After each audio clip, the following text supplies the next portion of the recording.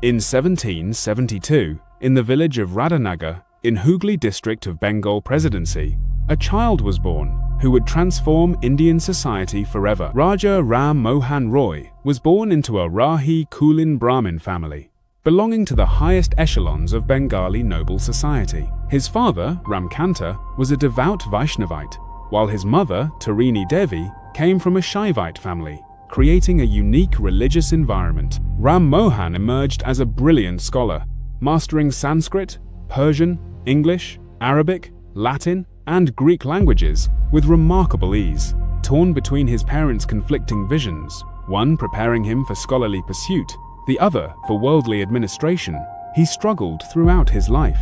His formal education began in the village Pathshala, where he learned Bengali, Sanskrit, and Persian from traditional teachers. At age 9, he was sent to study Persian and Arabic in a madrasa in Patna, expanding his linguistic horizons. 2 years later, at 11, he traveled to the holy city of Benares to study Sanskrit scriptures, the Vedas, and Upanishads. During his childhood, Ram Mohan witnessed the horrific death of his sister-in-law through sati, an experience that would shape his lifelong mission for social reform.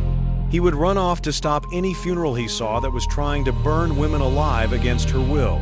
Ram Mohan Roy fights with his father at home over banning of ill practices in society and ultimately runs off to Himalayas to clear his mind and starts planning to reform India while studying ancient scriptures.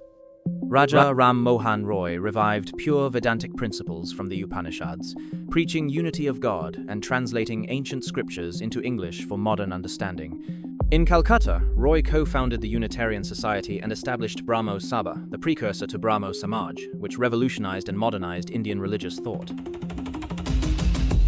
In 1822, Roy founded the Anglo-Hindu School, pioneering a synthesis of Western education with traditional Indian learning systems.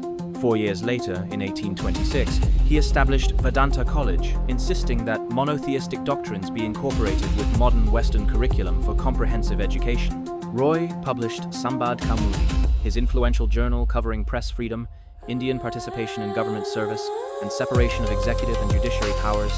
Roy and William Carey launched relentless campaigns against sati, the cruel practice of widow co-cremation, ultimately leading to its legal abolition in 1829. He fought tirelessly against polygamy, child marriage, dowry system, untouchability, and rigid caste hierarchies, publishing religious instructions in multiple languages. In 1830, Roy traveled to Britain as Mughal ambassador, ensuring Lord William Bentinck's sati regulation remained enforced despite opposition. Roy was among the first to analyze Britain's economic exploitation, calculating that half of India's revenue, approximately £3 million annually, was drained to England.